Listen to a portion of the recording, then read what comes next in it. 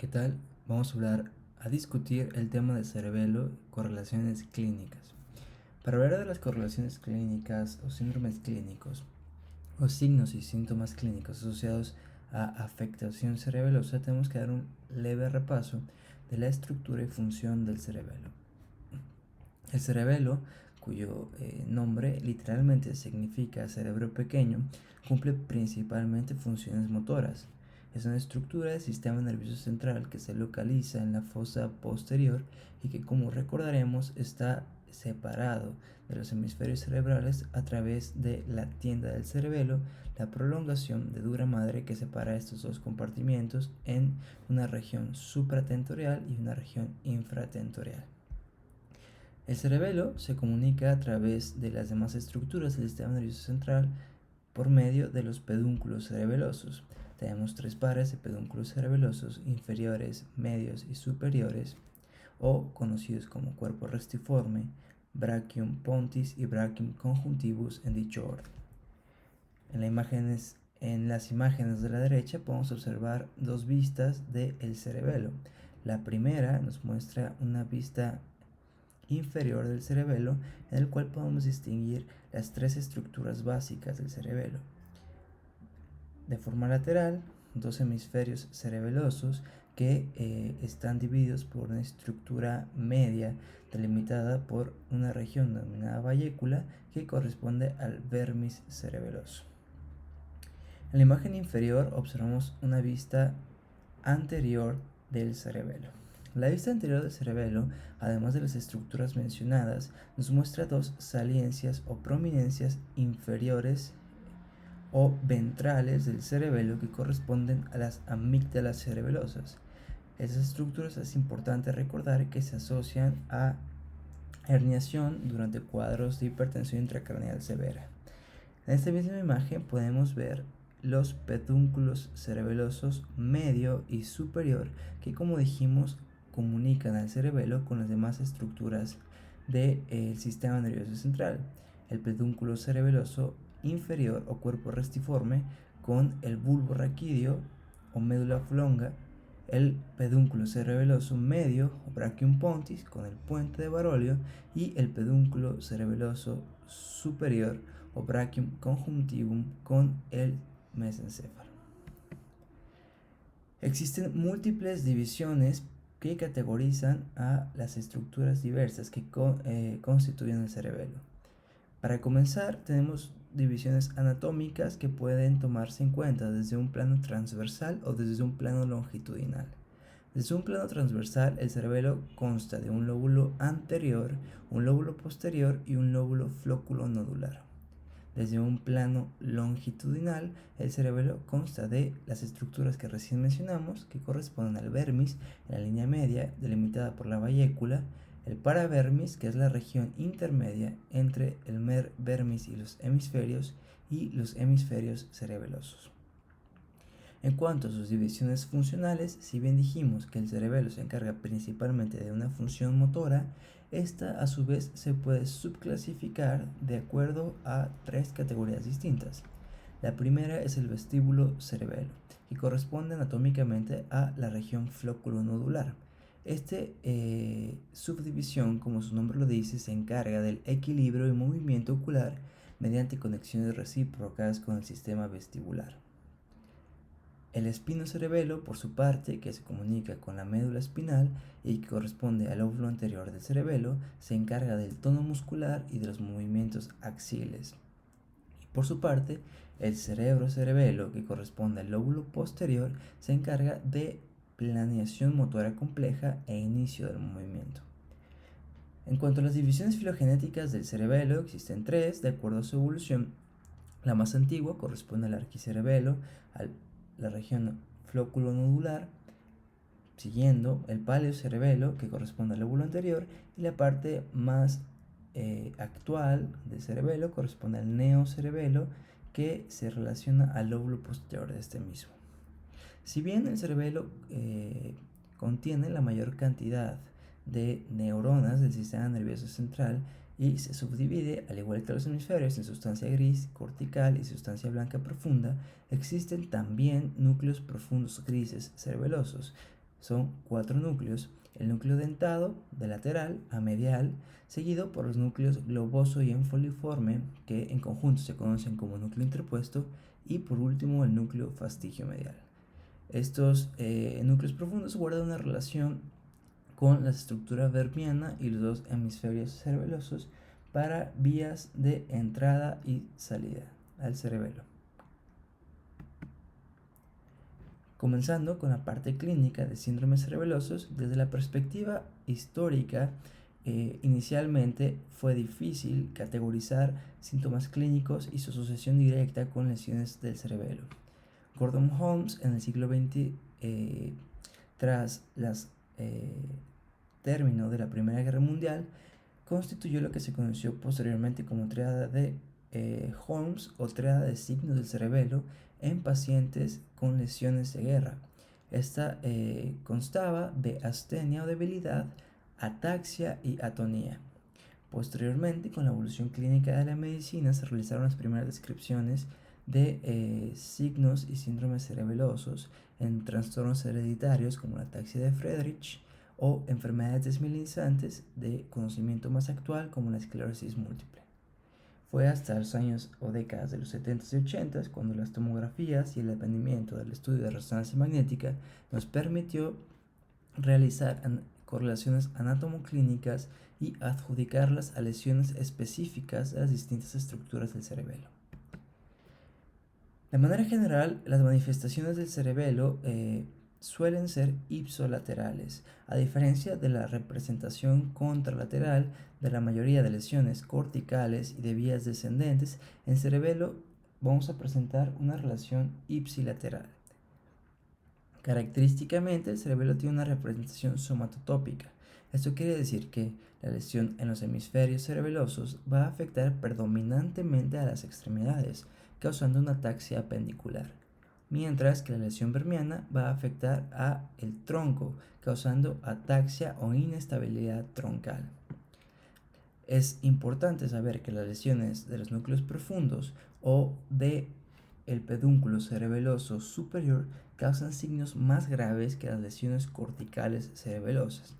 Y a diferencia de la mayoría de las afectaciones o patologías de los hemisferios cerebrales, las lesiones cerebelosas tienden a mejorar con el tiempo, sobre todo en pacientes pediátricos con lesiones tempranas que pueden recuperar poco a poco las funciones perdidas.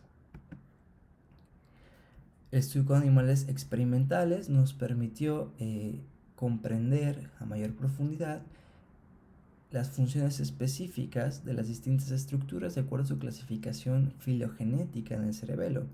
De esta forma se logró discernir que el síndrome arquicerebeloso, la afectación del arquicerebelo o la porción flóculo-nodular que guarda una conexión directa con el sistema vestibular, causaba nistagmo y ataxia troncal, mientras que un síndrome paliocerebeloso con afectación del lóbulo anterior y con su comunicación a la médula espinal causaba rigidez de descerebración y aumento de los reflejos miotáticos, esto conocido como reflejo péndulo, mientras que la afección de la porción más moderna del cerebelo o lóbulo posterior, que guardaba una conexión directa a través del tálamo o vías directas a la corteza cerebral motora y premotora, causaba dismetría y disdiadococinesia. Si recordamos, mencionamos que esta porción de la estructura cerebelosa se encargaba de la planeación compleja e inició el movimiento. En seres humanos se puede discernir entre síndromes de la línea media o síndromes del hemisferio cerebeloso. Los síndromes de la línea media, una causa común, sobre todo en pacientes jóvenes, son los tumores, principalmente el medulloblastoma, que se suele localizar en la línea media del cerebelo. Esto va a causar un síndrome arquicerebeloso que, como dijimos, el arquicerebelo, la porción flóculo-nodular, que guarda una conexión directa con el sistema vestibular, va a mostrarse clínicamente como inestabilidad de la marcha y nistagmo por afectación de la función del control de los movimientos oculares, de la cual está encargada el cerebelo. Por su parte, el síndrome del hemisferio cerebeloso consta de un conjunto de signos y síntomas clínicos un tanto más complejos. Comenzamos con la ataxia o marcha inestable. Es fácil comprender el término ataxia si lo asociamos como un individuo en estado de ebriedad, porque la manera de desplazamiento o de caminar de estos individuos se asemeja mucho a este signo clínico. Esto se puede evidenciar mediante una prueba simple de evaluación de la marcha en la cual el paciente va a mostrar inestabilidad durante el caminar. La dismetría, por su parte, es la incapacidad para estimar el límite del movimiento voluntario, y esto se evidencia a través de dos pruebas, la prueba dedo-nariz y la prueba talón-rodilla, en la cual el paciente no puede localizar exactamente o dar un límite al movimiento con fin de alcanzar el objetivo expuesto. En el caso de la prueba de dedo-nariz, en la cual el paciente debe tocar simultáneamente alternadamente, el dedo hacia su nariz y su dedo hacia el dedo del examinador clínico, va a evidenciar la dismetría. Por su parte, la disinergia o descomposición del movimiento se define como movimientos voluntarios en sacudidas o movimientos temblorosos. La disdiadococinesia es la incapacidad para llevar a cabo movimientos sucesivos rápidos, que se hace con la prueba de alternar la palma y el dorso, en la cual el paciente va a presentar movimientos torpes de este movimiento alterno de la mano. También se puede presentar temblor volitivo o de intención, que es el temblor que característicamente empeora al aproximar la extremidad a un blanco específico, hipotonía muscular, disartria y nistagmo. Es importante que, como mencionamos, es principalmente el esqueleto apendicular el que se afecta por lesiones del hemisferio cerebeloso. Por tanto, es más común la ataxia de extremidades que la ataxia troncal. Hablando de síndromes vasculares del cerebelo, tenemos que recordar el riego rápidamente del cerebelo. El riego del cerebelo va a estar dado principalmente por tres arterias: la arteria cerebelosa posterior inferior, la arteria cerebelosa anterior inferior y la arteria cerebelosa superior. Cada una de estas arterias genera un patrón de infarto cerebeloso y medular característico y un conjunto de signos y síntomas también característicos. Iniciamos con el síndrome de la arteria cerebelosa superior, o SUCA por sus siglas, que es el síndrome cerebeloso vascular más común y donde, además del cerebelo rostral, se suele afectar el tegmento del tallo encefálico, como se puede observar en estas secuencias de resonancia magnética. En los cortes sagitales podemos observar una lesión hiperintensa en la porción más rostral del cerebelo y una afectación del tegmento pontino, al igual que en el corte axial en secuencia T2 de resonancia magnética, que nos muestra a su vez una lesión hiperintensa muy similar a la densidad de líquido cefalorraquídeo, que se localiza en la porción rostral y posterior del cerebelo. Los signos de esta afectación son dismetría ipsilateral, como mencionamos, ataxia de extremidades, síndrome de Horner por afectación del tegmento pontino, fibras descendentes, el sistema nervioso autónomo, pérdida de la sensación del dolor y parálisis contralateral del cuarto nervio craneal. Por su parte, el síndrome de la arteria cerebelosa anteroinferior o AICA es un síndrome bastante raro. Los signos de los que consta esta afectación son simetría ipsilateral, signos vestibulares, síndrome de Horner, deterioro sensorial facial, pérdida contralateral de la sensibilidad al dolor y la temperatura. Aquí se evidencia que, además de afectarse estructuras cerebelosas, como nos muestra las imágenes de difusión, se afectan estructuras del tallo y a nivel vulvar. Es por eso que se puede presentar deterioro sensorial facial por afectación de los núcleos trigeminales a esta altura, o pérdida contralateral de la sensibilidad al dolor y temperatura por afectación de los tractos espinotalámicos ascendentes. A su vez, se puede asociar afectación de distintos núcleos de nervios craneales, como el nervio facial, el nervio vestíbulo coclear, abductor y trigémino, que van a causar signos propios de su afectación, como parálisis facial ipsilateral en caso del nervio facial, sordera en caso del nervio vestíbulo coclear, parálisis laminar horizontal por afectación de la abducción del nervio abductor y deterioro sensorial de la cara por afectación trigeminal. Por su parte, el síndrome de la arteria cerebrosa posterior inferior o PICA es un síndrome vascular igual de común que el de la arteria cerebrosa superior. Se puede presentar de tres formas distintas. La forma más clásica es el síndrome de Wallenberg o síndrome medular lateral. Sin embargo, es importante saber que la oclusión de esta arteria puede desencadenar un cuadro de vértigo aislado que muchas veces es confundido con lesiones de oído interno.